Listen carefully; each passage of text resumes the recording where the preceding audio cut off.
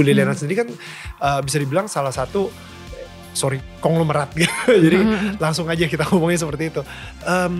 Apa sebenarnya definisi dari kesuksesan atau kekayaan dari kacamata Bu Liliana sendiri? Kejadian 1:26 itu dikatakan bahwa kuasailah bumi. Betul. Ya kan? Kadang-kadang kan suka baper ya cewek ya. Kalau suaminya lagi sibuk apa gitu nggak diperhatiin marah gitu, ngambek gitu ya. Dulu saya gitu orangnya, suka kayak gitu. Ini kok sibuk banget sih. Bapak Hari kan orangnya keras juga ya. Kalau saya kan orangnya lebih ngalah gitu loh. Seharusnya perempuan itu ditaruh di keluarga itu perempuan yang lebih kuat daripada laki-laki. Iya kan?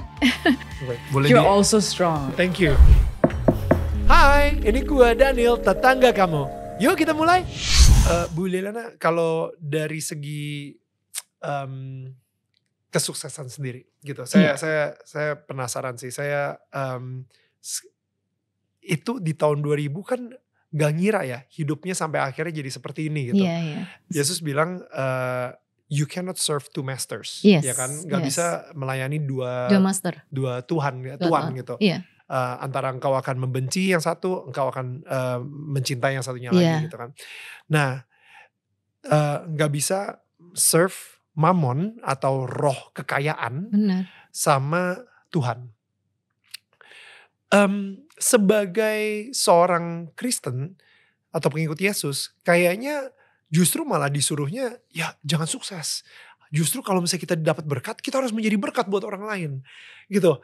Tapi teman saya, jadi banyak lah yang kayak, belum lagi orang-orang yang bilang, oh begitu dapat berkat kita harus ngasih ke orang lain. Pokoknya kita jangan sampai kaya gitu, sukses. Saya penasaran soal ini sih dari kacamata Bu Liliana sendiri gitu ya. Dimana Bu Liliana sendiri kan bisa dibilang salah satu konglomerat gitu. Jadi langsung aja kita ngomongnya seperti itu.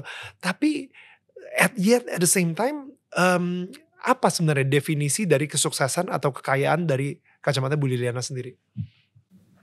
Kesuksesan itu kan berasal dari Tuhan ya. Karena kita tahu bahwa yang tadi saya bicara segala sesuatu yang baik itu berasal dari atas, diturunkan dari Bapa skala terang.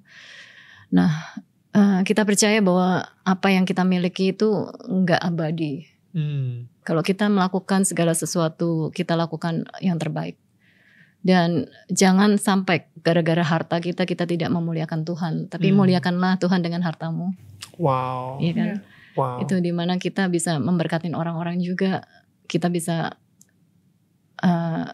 kalau kita pengusaha kan kita bisa punya karyawan, kita bisa menolong mereka, ya kan?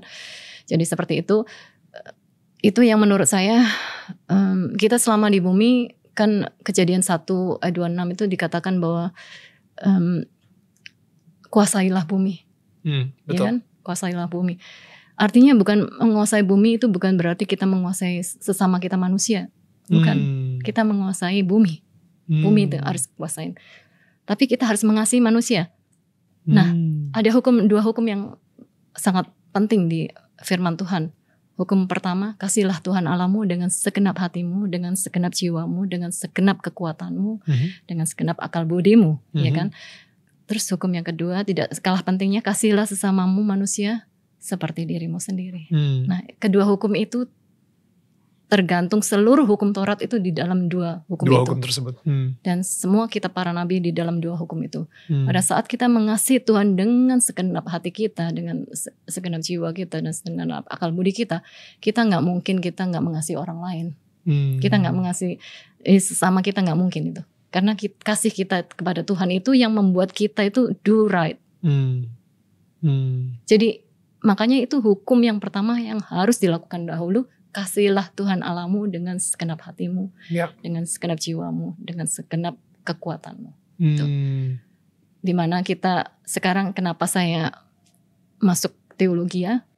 Karena saya ingin lebih tahu lagi tentang Tuhan. Teologi kan ilmu mempelajari Tuhan. Dimana saya tahu bahwa Tuhan itu tidak mudah untuk dipelajarin. Ya pasti ya. Tuhan itu terlalu besar skopnya. Kita nggak bisa batasin dengan ilmu pengetahuan. Tapi somehow saya ingin belajar. Saya ingin belajar gitu. Jadi saya tahu Tuhan tidak pernah dibatasin, gak bisa dibatasin. Dan saya tahu Saya belajar ini bukan berarti saya mau membatasin Tuhan, bukan. Tapi saya mau menggunakan ilmu ini untuk kebenaran, supaya saya bisa bicaranya dengan benar, supaya bisa saya bicaranya dengan sesuai lah, dengan baik gitu. Jadi terbalik, jadi bukan ilmu kita pakai untuk sesuatu yang kita banggakan, tapi bukan.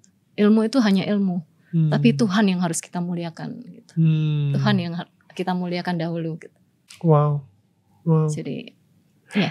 Saya nggak tahu, saya jadi tadi kepikiran ya, maksudnya Daud itu adalah dibilang he is a man after God's own heart. Ya, bahasa Indonesia saya nggak tahu, mungkin a man after God's own heart. And yet Daud itu tinggal di sebuah palace gitu, sebuah istana gitu. Jadi saya ngerasa yang masalah bukan kekayaannya, tapi hatinya sih. Ketika dia itu hatinya ingin terus memuliakan Tuhan, seperti Daud selalu memuliakan Tuhan. Disediain semuanya sama Tuhan. Exactly. Tuhan yang siapkan. Tuhan yang bikin kita nyaman. Tapi kita hatinya harus ke Tuhan, bukan ke harta kita. Betul. Gitu. Betul. Jangan sampai kita dibelokkan ke harta kita nyaman, kita nggak mau berbuat apa-apa, kita santai-santai. Kenapa kita seperti itu? Itu kan kita useless namanya. Tuhan nggak mau pakai lagi. Iya kan? Wow, justru karena kita diberikan kekayaan, kenyamanan, itu kita harus justru hati-hati di situ. Jangan lengah. Jangan lengah dengan kenyamanannya, jangan lengah dengan kekayaannya, tapi tetap berbuat baik, tetap berbuat sesuatu yang untuk memuliakan nama Tuhan. Wow. Itu yang harus kita lakukan. Karena pada awalnya Tuhan itu menciptakan manusia, Tuhan itu mau His kingdom itu datang ke bumi. Kingdom, the kingdom of God, kerajaan Tuhan itu datang ke bumi untuk menguasai bumi pada mulanya, seperti itu. Karena dosa, karena ketidaktaatan. Dosa yang utama itu tidak taat. Pada saat kita tidak taat sama Tuhan, itu kita sangat-sangat hancur kita. Ketaatan itu sangat penting di hadapan Tuhan. Nah, itu yang Tuhan mau inginkan setiap daripada kita yang mengerti bahwa kita itu sebagai anak-anak Tuhan, kita harus bisa menjadi terang, menjadi garam, terang dan garam. Dengan apa? Dengan kelakuan kita tentunya, dengan perkataan kita, dengan kesetiaan kita, dengan kasih kita. Wow. Itu yang harus kita lakukan. That's beautiful. Saya ngerasa kayak ketika Tuhan memberikan kita berkat, kesuksesan, kekayaan, dan kita salurkan, kita menjadi penyalur dari berkatnya Tuhan. Itu kayaknya kita masih ada gunanya gitu. Tapi ketika berkat itu kita simpan sendiri, akhirnya berkatnya Tuhan gak disalurkan ke siapa-siapa, dan kita simpan sendiri, kita jadi gak ada gunanya lagi. Gak berguna. Iya kan? Justru kita baru bisa menjadi manusia yang berguna ketika kita bisa menjadi penyalur berkat. Kita masih minta sama Tuhan, Tuhan jadikan aku alatmu untuk sebagai penyalur berkat dari Tuhan gitu. Dan itu yang saya lihat dari hidupnya seorang Bu Liliana dan juga Pak Hari juga sih. Ngomongin soal pernikahan. Pernikahan. So Bu Liliana sama Pak Hari sudah menikah 37 tahun. Balik lagi tadi ke yang istri yang cakap gitu ya. Dimana sekarang ini saya ngelihat Bu Liliana sendiri itu seorang wanita yang sangat independen, career woman yang you know what you want, semuanya terstruktur dan lain-lain gitu ya. Bisa memimpin seperti Miss Indonesia dan Miss World juga gitu. Jadi saya ngerasa secara kehebatan, hebat banget gitu. Nah, saya kalau misalnya seorang alpha woman maybe dengan seorang Pak Hari juga yang amazing alpha man juga gitu, saya bingung sih pernikahannya sendiri gimana? Gak gontok-gontokan gitu ya? Banyak berantemnya atau gimana? Berantem sih enggak ya, maksudnya Bapak Hari kan orangnya keras juga ya. Kalau saya kan orangnya lebih ngalah gitu loh. Jadi kalau misalnya ada pertikaian atau apa gitu, ya saya lebih baik diem gitu, karena menurut saya nggak bagus kalau dua-duanya speak sama-sama up. keras. Ya. Satunya ngomong gitu nggak ada habisnya nantinya. Mendingan ya salah satu diem gitu loh. Jadi meskipun ya yang salah siapa nggak tahu juga, kadang-kadang kita yang minta maaf gitu ya gitu. Jadi ya kita pokoknya berusaha untuk selalu mengerti lah. Dulu makanya itu kita itu selalu belajar apa ya, dari semua itu karena kebaikan Tuhan, karena Tuhan yang teach us ya melalui Roh Kudusnya. Jadi dulu itu kan saya tuh pemalu, maksudnya susah lah kalau saya suruh bicara depan orang gitu. Rasanya enggak ini, tapi saya itu orangnya taat. Yang penting itu taat.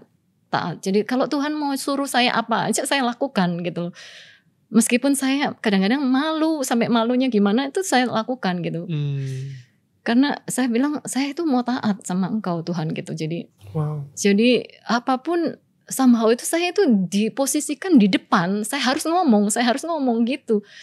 Jadi lucu juga, padahal saya orangnya pendiam kan. Dan saya juga rasanya lebih baik saya nulis gitu kan. Saya sukanya nulis gitu, daripada saya tuh banyak ngomong. Saya nggak bisa banyak ngomong orangnya. Makanya kadang-kadang suruh ngomong, aduh gimana ya gitu. Jadi bicara tuh menurut saya lebih senang nulis daripada saya bicara gitu. Tapi somehow Tuhan itu membentuk saya gitu. Selalu membentuk saya untuk saya tuh berani tampil ke depan gitu. Gimana tuh bisa nikah 37 tahun? Ya itu pertama karena kita ya harus kita mengerti satu dengan pengertian komunikasi.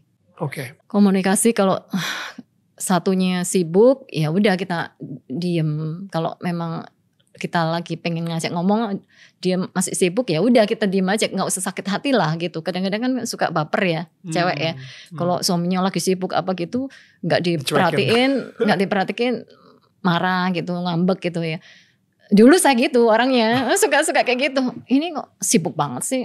Jadi gak seneng banget. Tapi sekarang udah santai aja. Dia sibuk, oke, saya baca firman Tuhan. Saya masih ngerjain apa, saya ngerjain sesuatu gitu. Jadi ya jadi kehidupan itu tenang gitu. Jadi gak saling menuntut. Saya harus ini, kamu harus ini gitu.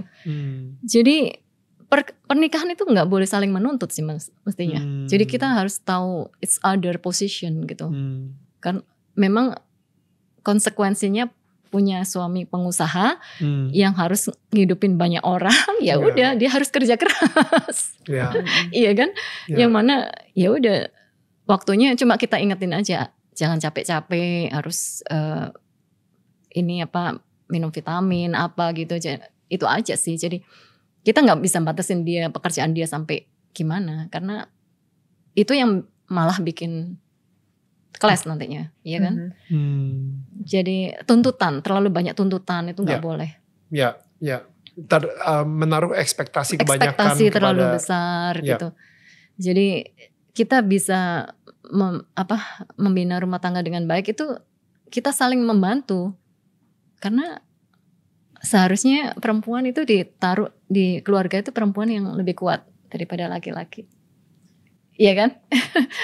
You're also strong. Thank you. No, laki-laki kuat. Enggak. Kenapa posisinya perempuan sebagai penolong? Karena perempuan itu seharusnya yang lebih kuat dari laki-laki. Jadi harus mengerti. Jadi kita itu yang diposisikan harus yang lebih ngerti daripada kita nggak boleh menuntut gitu. Jadi nggak boleh menuntut dia. Justru kita yang harus ngerti. Kadang-kadang kan perempuannya nggak mau ngerti, nggak mau ngalah gitu. Apalagi kan kalau udah career woman kan, siapa lu gitu, ya kan gitu, kayak gitu. Apalagi kalau mereka yang salary-nya lebih tinggi dari suaminya, waduh itu bahaya juga. Tidak boleh, harus submit di bawah suami, harus itu. Meskipun dia salary-nya lebih tinggi, saya selalu ngomong sama anak-anak saya. Jadi suami istri itu, istri harus di bawah suami harus memimpin. Karena itu memang tugas utama laki-laki yang jadi pemimpin. Kita mesti submit di bawahnya. Bukan di bawahnya aja, kita di sampingnya. Karena di sisinya kan. Nggak boleh di belakangnya. Kita harus di sisinya. Kan banyak orang bilang behind every success man, ada success woman yang di belakang. Bukan behind, it's beside. Wow. Karena mereka and holding up. Iya, mereka bersama-sama kan gitu, beside, not behind. I think it's one of your secrets of a long marriage is that you let your husband lead, and you. I think that's a very important secret, actually. Yeah. It might seem like small, when she says it, but I feel like it's a really big thing, knowing that even you might be better at things or stronger, or you might make more money or whatever, you allow your husband to lead, because that's what God designed it as. Like that the husband is the head of the house, right? Yes. And of course, for example, for us, we do discuss things together, but I leave the last decision to him, right? But he takes my advice. Yeah. So in a way, it still works out, right? But I also feel like it's been good for our marriage to let you lead. And I agree. Yeah. Or do I not do that? Thank you. No. Thank you. Karena pertolongan Tuhan itu nggak pernah terlalu terlambat, nggak pernah terlambat malahan, tepat waktunya, gitu. Yeah. Jadi pada saat apapun kita perlu Tuhan, kita doa sama Tuhan bahwa God, I need this. Yeah. Mintalah maka Tuhan akan memberi, carilah maka engkau akan mendapat, ketuklah maka pintu akan dibukakan bagimu. Itu kan janji Tuhan. Jadi kita, kenapa orang percaya harus berdoa? Itu kunci utama, prayer. Doa. Doa itu sangat besar kuasanya. Ya. Wow. Doa itu ada waktu momen, dari tadi kan ngomongin doa terus ya. Maksudnya kayak doa itu ada waktu momen tertentu kah? Atau doanya itu benar-benar kayak bisa kapan aja? Kalau misalnya untuk Bu Liliana sendiri.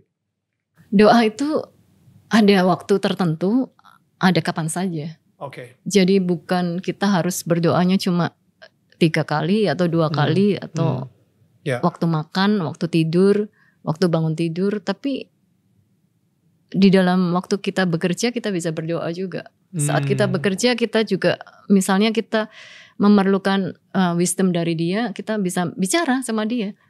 Kan berdoa itu communication with him. Jadi misalnya kita nulis pun kita bisa ngomong sama Tuhan. Tuhan, ini gimana ya gitu? Apa yang harus saya lakukan? Misalnya saya buka bisnis apa? Ini enaknya gimana ya gitu? Dimulai dari mana ya Tuhan gitu? Kita bicara sama teman aja. Tapi di dalam hati kita gitu. Jadi somehow nanti Tuhan itu akan kasih jalan aja gitu. How does God speak to you? When was a moment in your life where you realized God doesn't just listen, He also speaks? Saya tidak pernah mendengar Tuhan secara audible, nggak pernah audible gitu, nggak. Tapi somehow saya dikasih hikmat dari Tuhan, hikmat. Jadi benar-benar hikmat itu ada, tiba-tiba harus gini, harus ini gitu. Seperti itu. Kayak sebuah pikiran muncul. Sebuah pikiran, ide. Ide muncul. Dan Bu Liliana kan tipikal orang yang kayaknya visual ya. You're someone yang suka gambar gitu. Jadi saya suka kayak nulis. Berarti kadang-kadang tuh bisa berupa visual gitu ya, bisa, idenya gitu. Bisa berupa ide. Terus kayak misalnya kalau saya ngarang lagu kan biasanya timbul lagu, timbul suara, timbul note ya. Padahal saya kan nggak pernah main piano. nggak pernah main piano. Saya cuma pakai ketukan tangan kalau bikin lagu. Oh, wow. What is that? Ketukan tangan. The tempo, like when she makes songs. Oh yeah. Wow. Yeah. She make theme songs for Miss Indonesia. Yeah, Miss Indonesia. Banyak. And a few others, Wow, what a gift. Amazing. She's the creative one. Saya the side kreatif, more kreatif Bapak Ari yang more ke hitung-hitungan bisnis.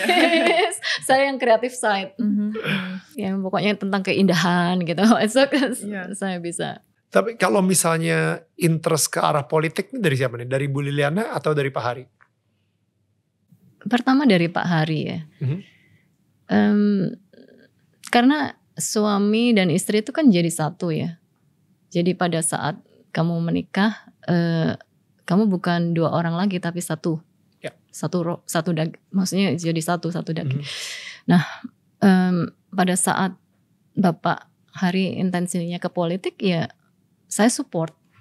Saya support karena saya tahu bahwa banyak orang bicara sama saya, kenapa kamu ke politik? Politik itu bukannya kotor ya? Saya bilang politik itu nggak kotor kalau orang-orang di dalamnya baik, orang-orang di dalamnya benar gitu. Kalau di dalamnya orang-orang yang keliru, orang-orang yang jahat, ya pasti politiknya jadi jahat. Saya bilang gitu, tapi politik itu seharusnya mulia kalau di hadapan Tuhan. Kalau kamu bisa menjadi terang di situ, kamu menjadi terang. Karena Tuhan yang mau, jadilah kamu harus jadi terang. Dimanapun kamu berada, mau dimasukin di dunia politik, mau dimasukin dunia bisnis, mau di family, mau di 7 gunung itu semua harus jadi terang kita. Bukan hanya di church juga kita harus jadi terang. Bukan berarti semua orang di church terang semua, enggak juga, iya kan? That's good. Kita kan harus jadi terang di mana aja kita ada. Jadi itu yang membuat saya berani gitu untuk masuk politik. Karena banyak teman-teman bilang, bukannya kamu udah nyaman ya? Justru saya tuh nyaman. Saya nggak mau terpesona di dalam kenyamanan saya. Wow. Justru saya itu harus melayani. Serving kan. Politik is about serving. Pelayanan. You cannot dilayanin orang. Bukan kamu dipuja-puja orang. No. You must serve other people. Itu yang harus ditanamkan di dalam kata politik sih ya. Politik itu aspirasi rakyat yang kita harus perjuangkan, iya kan? Jadi nggak tahu Tuhan mau bawa saya kemana, saya ikut. Itu yang saya selalu bicara, Tuhan mau bawa saya kemana, saya ikut. Meskipun saya nggak pernah punya background politik, nggak bisa kita hidup di zona nyaman terus. Pada saat kita mau memulai sesuatu itu, mau bisnis pun, mau apa, itu kan ada risknya pasti. Dengan terjun di politik pasti ada risknya juga, dimana banyak intimidasi, banyak yang musuhin kita atau nggak suka sama kita karena beda choice. Kita berdoa kan, komunikasi dengan Tuhan itu kan kita meminta kekuatan seharusnya.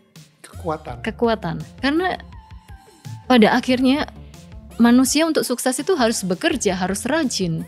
Bukan kita doa terus kekayaan itu datang. Banyak hal yang harus dipelajarin gitu loh. Bukan berarti kita sangat-sangat spiritual tapi kita nggak mau ngerjain apa-apa. Itu kan nggak boleh, bukan seperti itu.